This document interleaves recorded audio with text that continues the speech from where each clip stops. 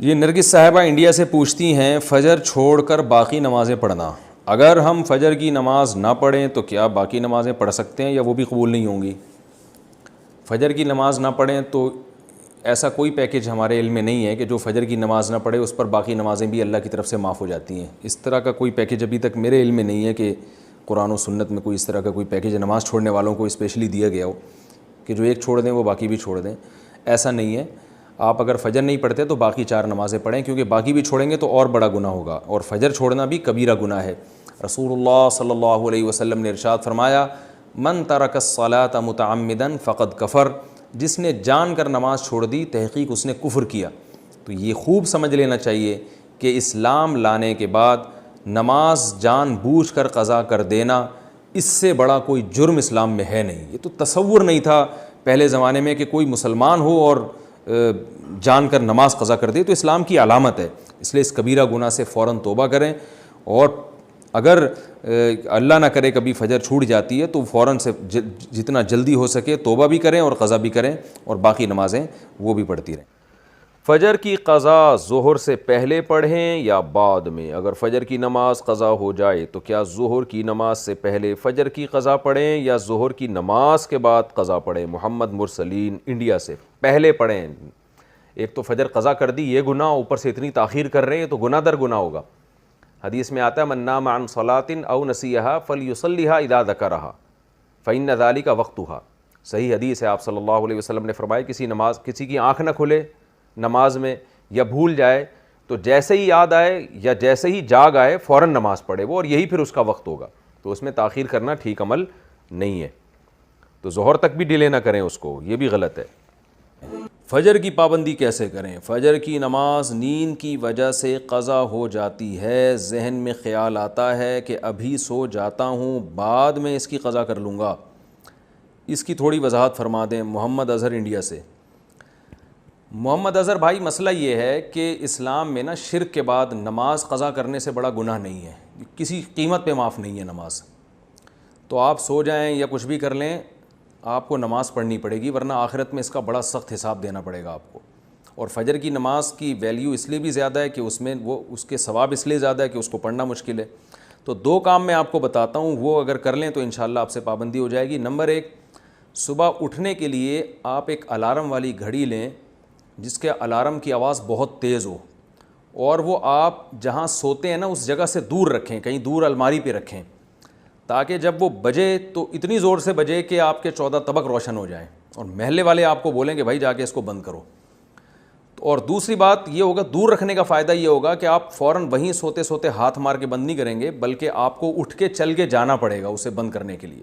تو اتنی تیز آواز ہو کہ آپ دوڑتے ہوئے جائیں اٹھ کے، تو اس سے انشاءاللہ آپ کی آدھی نیند بھی غائب ہو جائے گی اور جو سستی تھی وہ بھی کم ہو جائے گی، اور آپ انشاءاللہ اٹھ بھی جائیں گے. دوسرا کام آپ نے یہ کرنا ہے کہ جس دن فجر کی نماز قضا ہو جائے اس دن آپ نے فجر صبح کا ناشتہ نہیں کرنا ہے. اگر آپ ناشتے کے عادی ہیں تو اس دن کا ناشتہ آپ گول کر دیں سزا کے طور پر.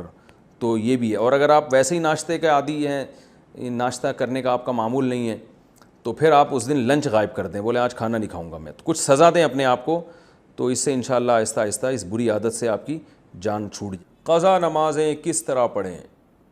قضا نمازیں کس طرح پڑھنی چاہیے؟ کیا ان کی 5 نمازیں اکٹھے ایک وقت میں پڑھ سکتے ہیں؟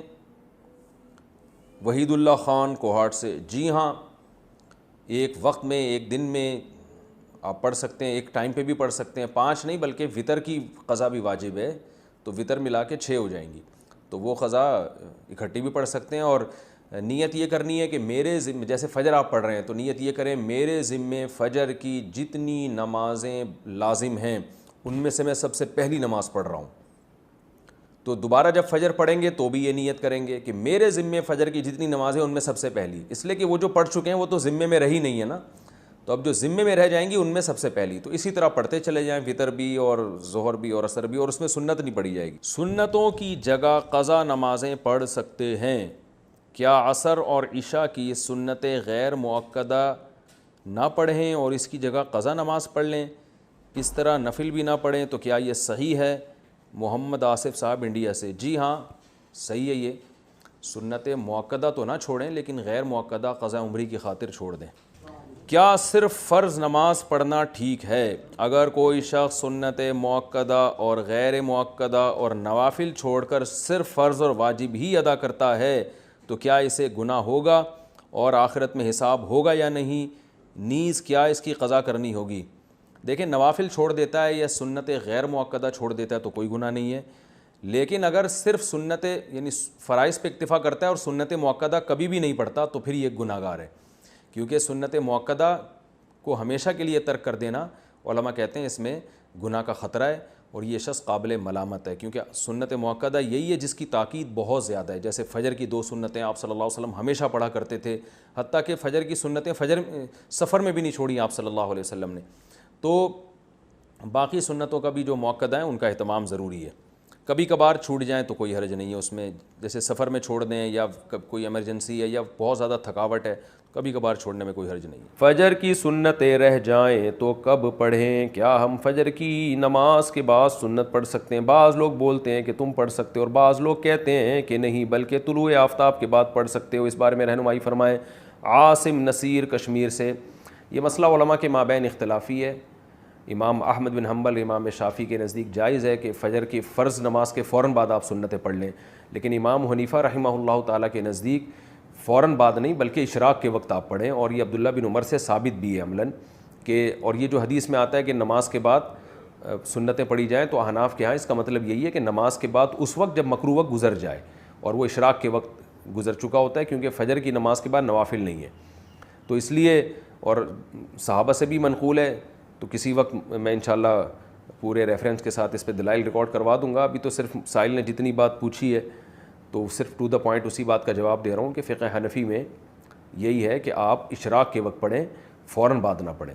باقی اگر کوئی فجر کے فوراً بعد پڑھ رہا ہے، وہ فقہ حنفی کو فالو نہیں کرتا، تو اس کو پڑھنے دیں، اس میں پھڈے بازی والی بات نہیں ہے۔ آپ اس پر عمل کریں کہ ایک مسلک کو فالو کرنا چاہیے، دوسرے پہ طعن و تشنیع نہیں کرنی چاہیے۔ یہ اسلاف کا طریقہ تھا، اور یہی طریقہ اس امت میں ایک ایسا طریقہ ہے جس سے امت اختلاف سے بچ سکتی ہے۔ اپنے دلائل دوسرے پر تھوپنا اور یہ کہنا کہ میں صحیح ہوں تم غلط ہو، اس سے امت میں اتحاد پیدا نہیں ہوگا۔ اتحاد اسی سے ہوگا کہ آپ ایک مسلک پہ اگر عمل کر رہے ہیں تو آپ اس پر عمل کریں، دوسرے کو آپ برا بھلا نہ کہیں۔